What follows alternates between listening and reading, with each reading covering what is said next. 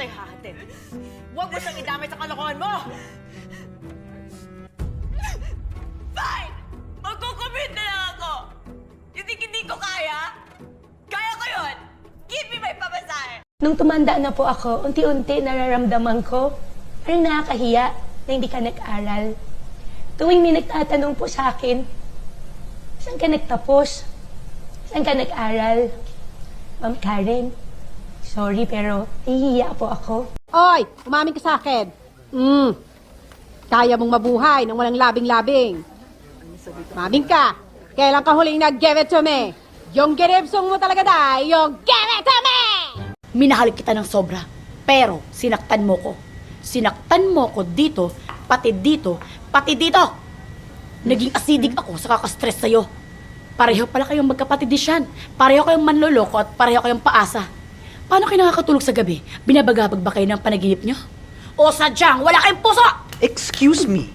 Alam mong pamilyadong tao? Kinikerengkeng mo? Nasaan ang utak mo? Wala na bang ibang lalaki dyan? Matagal nang walang kayo bago naging kami, wala nang kayo. Hindi nga kami naghihiwalay, nakakaintindi ka ba? Ikaw ang hindi Sinama ang ulo mo? nakakaintindi. Ikaw Alam hindi mo nagsasama nakakaintindi. kami matagal Walang na. di na kasi, napakakati... You are late. Hindi ako late. Ang usapan natin, 5:30 p.m. Of course na. 5 p.m. ang sabi ko at 8:30 na. So, you look like me? I'm a liar? I'm a liar?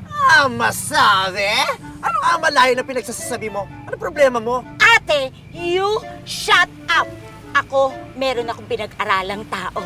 Ang sama-sama mo sa akin. I'm just returning the favor. Anong ate? Ikaw ang ate ko at amo ako dito. Hindi ako lady guard kaya tantanan mo nga ako. Mag-usap na tayo na matino. Ikaw? Makikipag-usap ng matino? Simulat sa Paul, hindi ka nakikipag-usap ng matino at tinanggap mo ko sa opisina para paghigantihan. Masisisi mo ba ako matapos pagmalupitan ng pamilya mo ang pamilya ko? Iisang pamilya lang tayo. Hindi totoo yan! Nanggaling ako sa pamilya ng mga kabayo samantalang ikaw ay nanggaling sa pamilya ng mga mangga. Iisang pamilya. Sabihin mo yan sa nanay mong presidente ng mga aswang! You are late. Hindi ako late. Ang usapan natin, 5:30 p.m. Of course na. 5 p.m. ang sabi ko at 8:30 na! So, you look like me? I'm a liar? I'm a liar? Masabi? Anong amalayo na pinagsasabi mo? Ano problema mo? Ate, you shut up! Ako, meron akong pinag-aralang tao. Ang sama-sama mo sa akin. I'm just returning the favor. Anong ate? Ikaw ang ate ko at amo ako dito. Hindi ako lady guard kaya tantanan mo nga ako. Mag-usap na tayo na matino. Ikaw? Makikipag-usap ng matino? Simulat sa Paul, hindi ka nakikipag-usap ng matino at tinanggap mo ko sa opisina para paghigantihan. Masisisi mo ba ako matapos pagmalupitan ng pamilya mo ang pamilya ko? Iisang pamilya lang tayo. Hindi totoo yan!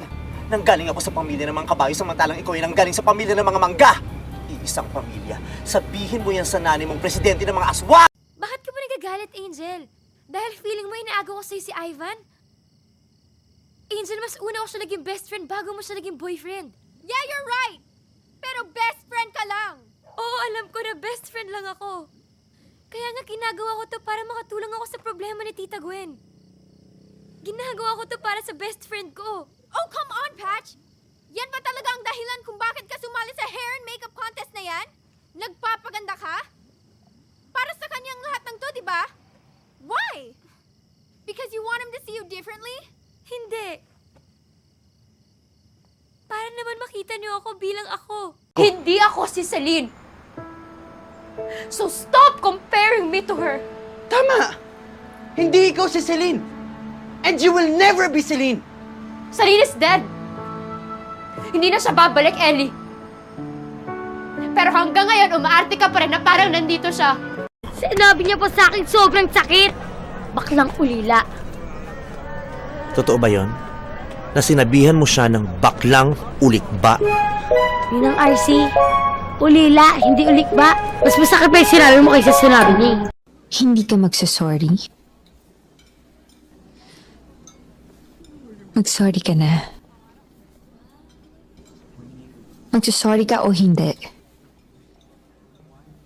Magsorry ka na! Magsorry! Ano ang sasabihin mo kapag biglang nanlamig at nakipaghiwalay ang taong mahal mo? A.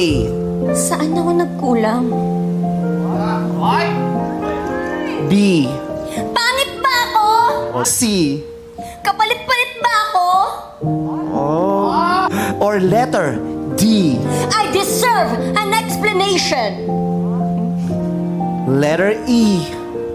I deserve an acceptable reason. Letter F. May iba ba? Bakit daw maganda ka? Ano ba nagpapaganda sa'yo ngayon? Wala lang, maganda lang. Binigay ni Lord. Hashtag sana all. Ano problema mo? Hindi ko nga alam, hindi ko alam. Hindi ko alam kung anong problema ko. Anong hindi mo alam? Hindi ko alam kung ano nangyari sa amin, hindi ko alam. Hindi ko alam ba't nagbago yung isip niya. Hindi ko alam kung ano nangyari. Okay naman kami, okay kami. Kaya lang parang biglang nag-iba eh. Hindi ko alam. Please, kaya gusto ko siyang puntahan. Gusto ko siyang puntahan kasi hindi ko na naman alam kung anong maling ginawa ko. Sige na, pabayaan mo na ako. Your question. What is your best asset? Ha? What is your best asset? Asset, di ako naging asset, ha? Tsaka delikado yan.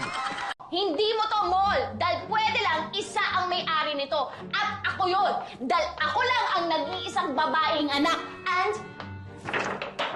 there's no other woman. Kung akong poster. Ganda ng poster. Hindi naman kinakailangang babae ang magmay-ari ng mall na ito. Dahil ang kakayahang magmay-ari ng mall ay wala sa kasarian, kundi nasa puso. Kaya pwede kahit girl, boy, bakla, tomboy. Ano ka? Wala kang karapatan, no? Dahil from now on, this mall is unofficially yours. Ikuha mo ako ng matindi. Yung matinding poster.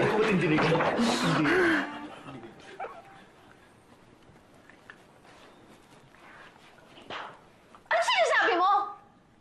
Ano yan? Di ba artista ka? Oo nga, ikaw yung nasa pickpock. Ikaw yung babaeng laging namamatay. Lahat naman kasi ng role mo, lahat laging namamatay. Nasagasaan, nahulog, nabaril, natokhang, na-overdose sa drugs. Tapos yung pinakahuli mo yung nakipag-agawa ka sa murang bigas, patay ang husay mo. Galing. Sige na, okay, fine. Sige na, lahat na lang ng roles ko namamatay ako. But at least, updated ka. Ikaw naman, bossing. Ano? Ba't wala ka pang asawa? Eh, wala eh. Jowa. Wala din. Oh! Wala nga! Eh, bakit? Tomboy ka? Hindi! Eh, ano ka? Busy! Busy ako! Ako nagbabayad ng ilaw, ako nagbabayad ng tubig. Get out of my house! I don't need a parasite! And I don't need a part-time wife.